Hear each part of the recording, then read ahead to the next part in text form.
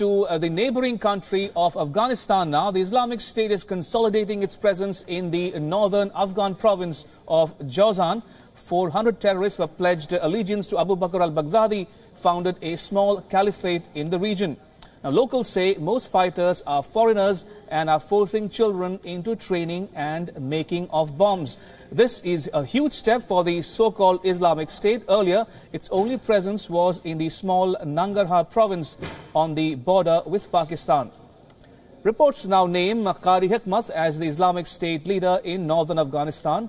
Now, Hikmat has long fought within the Taliban ranks. He is the son of Tohir Yoldosh, founder of the Islamic Movement of Uzbekistan, the mother of most jihadi terrorist organizations.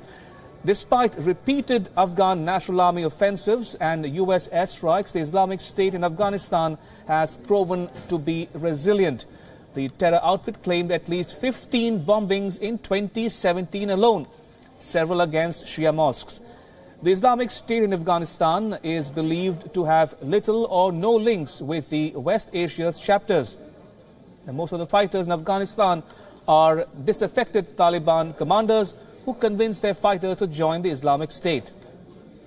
And General Nicholson, commander of the NATO-led forces in Afghanistan, said, and I quote, "We see no evidence of fighters making their way from Iraq and Syria to Afghanistan because they know if they come here, they will face death," unquote.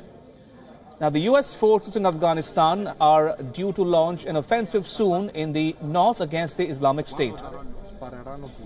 Okay. And for more on this story, I'm now joined by WION's Daniele Pagani from the WION newsroom. Daniele, give us a sense as to what the situation actually is on the ground in Afghanistan as we speak in light of this report. Situation is absolutely bad, Ramesh. First thing I would say is that this a new chapter of the Islamic State coming into being in the northern part of Afghanistan do not pose a regional threat, so to say. Why I say so? Because this is not a new inflow of fighters. These are, as you correctly pointed out, disaffection Taliban or people who were banned from fighting within the Taliban ranks. Therefore, they now have a new way of fighting, a new group into which they can fight, but they are not unknown and new people. So this is the first thing. Nevertheless, their tactic is very different. They have been proven to be very aggressive, especially against the civilian population. The Islamic State claimed 15 suicide attacks this year alone, and especially against the Shia mosque, which means targeting specifically civilians, and it's different from the Taliban. On the Taliban front, Ramesh, well, the situation is bad as well as on the Islamic State front. Why I say so? Because the Taliban are in control or do have a military presence or do exercise some sort of military presence in at least 50% of the provinces in Afghanistan, which leaves the government with control of only 50% of their own country. And on that point, Daniele, we know that the Afghanistan government is fighting the Taliban in Afghanistan now. And added to that, now the challenge of the Islamic State. So where does that leave the government of Afghanistan as we speak? This is definitely a problem that the government of Afghanistan did not need, let's say so. Why so? Because now they will have to increase their presence even on the northern front. They already had a massive presence in the southern part of the country, in the eastern part of the country. Increasing presence means sending more soldiers, investing more money for ammunition, for air cover, and the same goes for the NATO-led forces. So, even if the presence of the Islamic State in Afghanistan is not a huge, massive presence, it poses a definitely serious threat, especially because they target the local population trying to set up a sectarian war within Afghanistan. All right, as we know that the Islamic State, Daniele, may be on the retreat in Iraq and Syria, but its ideology remains as virulent as ever. And we are seeing increasingly their cadres of former fighters moving eastward towards countries such as Afghanistan and possibly the Philippines. So just to bring our viewers up to speed with the latest, Daniele, very quickly, where do you think the future of the Islamic State is going to be? We see Al-Qaeda morph into many affiliates across the world. Is the same going to happen with the Islamic State as well? Could you mind repeating it, Ramesh? I was meaning to ask you, Daniele, we saw the Al-Qaeda morph into many different affiliates across the world, including on the Arabian Peninsula and other parts of the world. Similarly, can we see the Islamic State morph into more such affiliates going forward?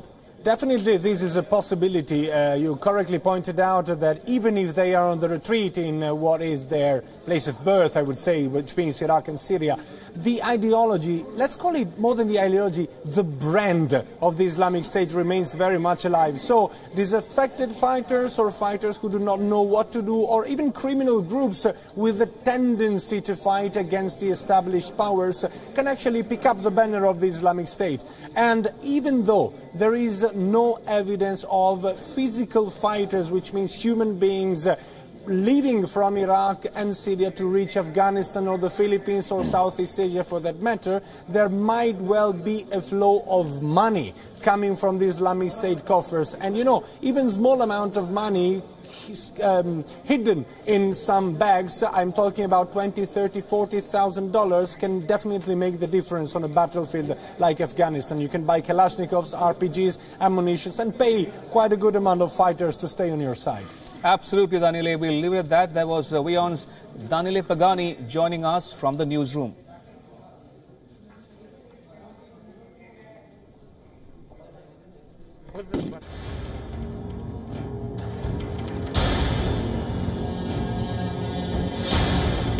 It has been a long year for Afghanistan. The country is struggling to get back on track, and the security situation has plummeted, leaving no place untouched.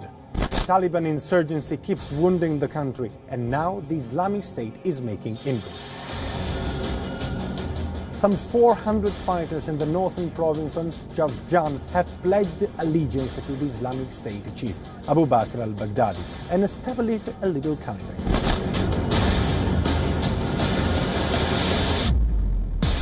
Now, this means that the Islamic State in Afghanistan controls two provinces, Nangarhar in the east and the northern Jawzjan province.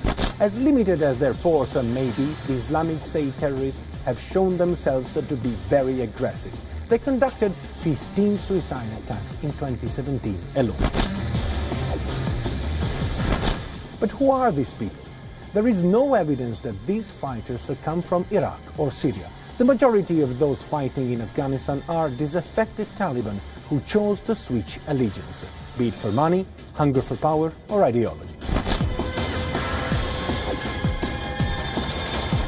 The new caliphate in northern Afghanistan poses a fresh challenge to both the NATO-led coalition and the Afghan National Army, both already reeling under responsibility.